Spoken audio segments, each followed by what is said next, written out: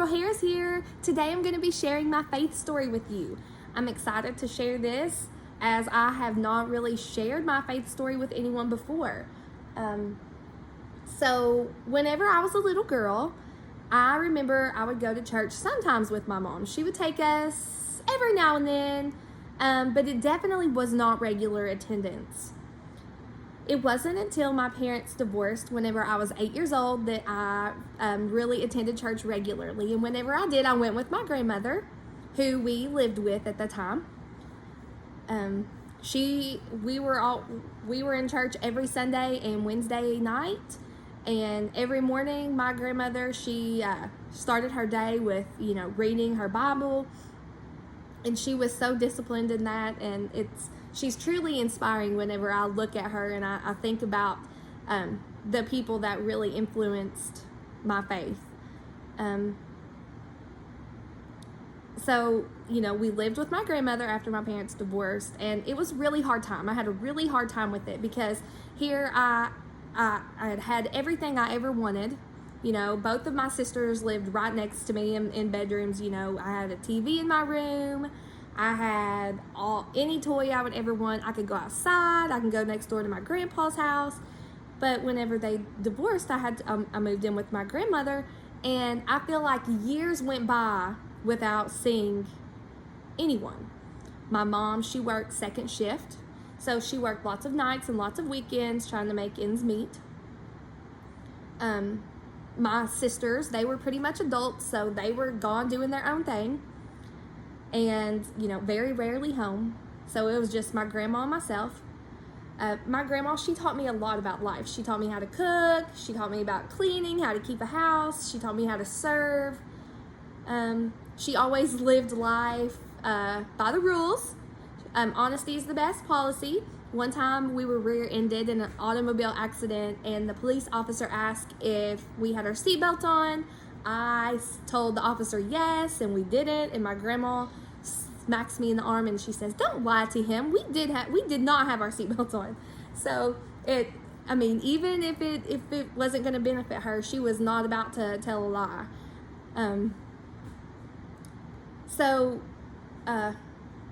I remember going to church with my grandma, and whenever there was really no children's church, so I sat with them, and all I remember hearing the preacher talk about was how you shouldn't sin, and if you do, you go to hell. That's literally all I remember them ever preaching about. And now that I'm older, I look back and I'm like, there's so much more to it than this. I missed the sermon about forgiveness because I didn't know that God was forgiving. I didn't know that I didn't know anything about God's mercy. I knew that I should fear God. I knew that sin was bad, but I didn't know that He was forgiving. So here I am, this 10-year-old little girl. I felt abandoned, honestly, because my mom was a stay-at-home mom for my whole life until this point, and none of the people that I had grew up with in the first 8 years of my life were around. Now, I did go see my grandma, and and I did know her, but she was older. She was in her 70s. She honestly probably shouldn't have been raising a 10-year-old. Especially a very inquisitive 10-year-old like me. So I was very lonely. I felt very empty, and no child at 10 years old should feel that way. And I was ashamed of my sin because I knew that, I knew what the 10 Commandments said. I knew that I had told a lie before. I knew that I had disobeyed my mother and my grandmother. I knew that I didn't love my neighbor. And I felt ashamed that I was devastated that all of the people had practically abandoned me. And not a call, not hardly a visit. And it's heartbreaking. It really is, and it is tough to talk about it and think about it. But, I make sure that my kids don't have to grow up that way. I do my best to be right there with them and spend time with them and do things with them so that they never feel those feelings of emptiness and and and loneliness.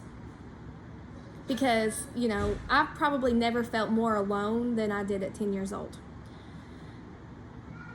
And what's really scary is I was under the impression that I was going to hell because I had done those sin. I had sinned, and I didn't know about God's mercy. I didn't know about forgiveness. It was a scary, scary thing. So I was like, the inquisitive child in me, I was like, there has to be more. There has to be more, because you can't.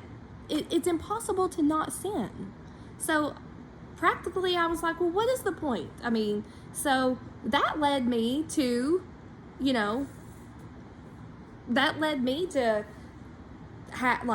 make poor decisions and hang around bad company, because I was like, what's the point in doing right if I've already done wrong? And I didn't know about forgiveness. The only person who seemed to really stick around during this time was my grandmother. Her patience, they were thin though, with my constant questioning and need for attention. And, again, it led to me making poor decisions, and hanging around bad company. During my teenage years, by the time that I was 16, my mom had remarried, and she finally went to working day shift, and I could see her. She built a house, and we lived there, and it was great. I still stayed with my grandma anytime that my mom needed a babysitter. But whenever my mom remarried, we started attending a new church, Pilot Baptist in Eubank. It's actually less than a minute away from my house now. Most of the members were related or had known each other their whole lives in this little white church. It was a great place. The people are great. We attended Sunday school. My mom made it a rule. She said, you have to go to church on Sunday or you can't have the keys to your car. And I was like, okay. So, what any 16-year-old would do, go to church on Sunday. And I'm so thankful that she done that she made that decision, because it was there in that church whenever I learned about God's mercy. My Sunday school teacher, one of the most sweetest, kind women that you will ever meet in your life, her name is Wanda Singleton. She taught me about God's mercy. She told me that I could be forgiven. And she was probably shocked by the look on my face whenever she asked me to read 1 John chapter 1, verse 9, because I had an epiphany right there in that church. If I confess my sins to God, He would forgive me. My life changed right there in that white church. Now, it changed in good ways, but it also kind of changed in a bad way, because it allowed for an excuse. Because I found who I thought was the love of my life whenever I was 17. I met who I thought was the love of my life. Sometimes I would find myself skipping church on Sundays to hang out with my boyfriend, and it was a dangerous game of I know that God will forgive me, so I can just sin a little and it will be okay. I can skip church, and I can I can go on, and God will forgive me as long as I confess and ask for forgiveness. And that is a dangerous game, and it kind of came back on me. These were lies that I was telling myself just to make myself feel better. That relationship took a violent turn. Every aspect of my life was controlled by him. I was terrified of leaving. I was too afraid to leave. It was misery. After several traumatic events, I begged for God's help. He sent my mom, and my mom was just there, and I was like, please help me, please lead me out of this, because I need help. I was not going to survive that marriage if I stayed. So my mother, she came, and we packed up mine and my son's belongings, and we moved in with her. Again, the unbearable feelings of shame, because I know divorce is not good. I know that you should try and work it out, but whenever there's abuse. Like, I feel like that, my child deserved better, and so did I. So these feelings of shame, loneliness, and emptiness, they crept inside again. It led me to more poor decisions and bad company. After lots of soul searching and taking time for myself and my son, Kason, I grew stronger in my faith. I prayed daily.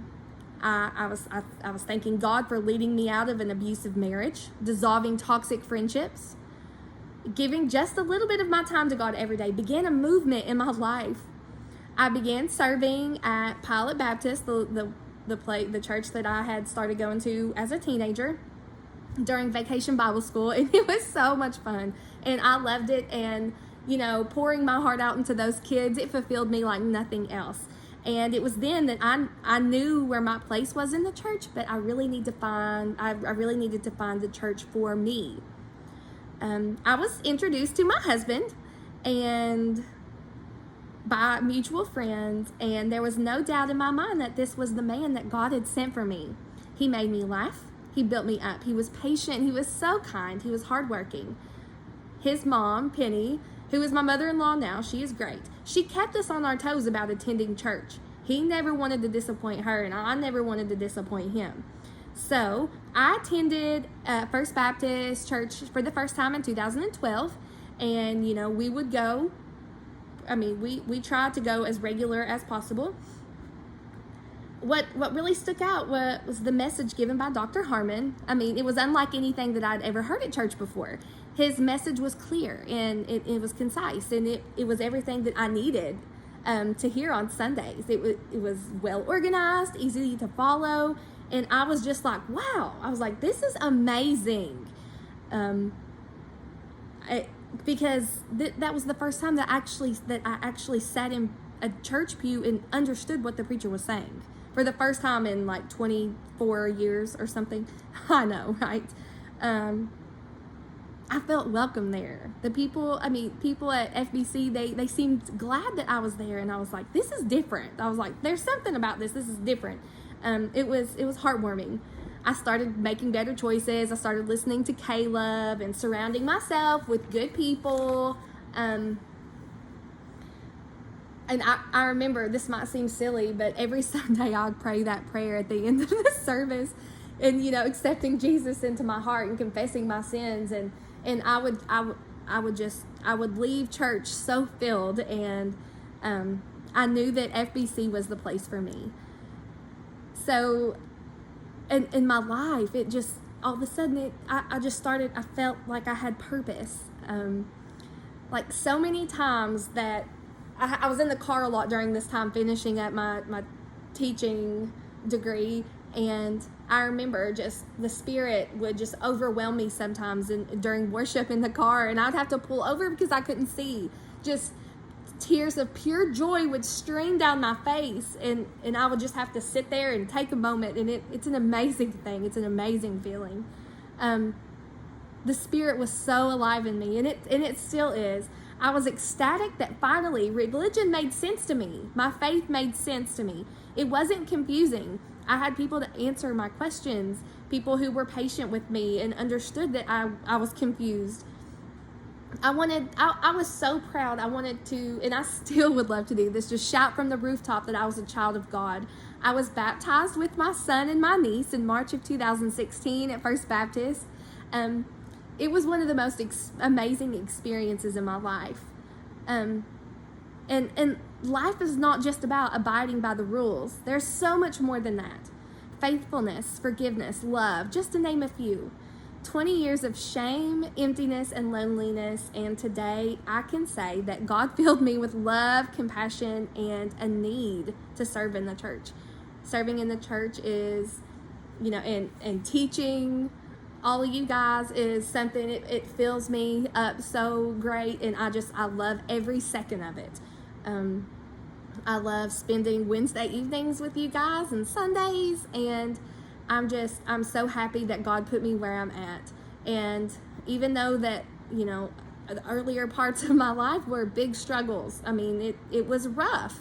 There was a lot of rough feelings, but I always knew that God was there, and that He would carry me through. And I'm so glad that He has given me this opportunity that I have prayed for so long, to be a part of a church, and those feelings of emptiness and loneliness they're gone. They haven't been back, and it's amazing. God's grace and mercy it's unlike anything ever. I appreciate you guys watching my faith story. I hope that you guys can learn from this and, apply it in your lives. And I hope that you have a wonderful day. Thank you.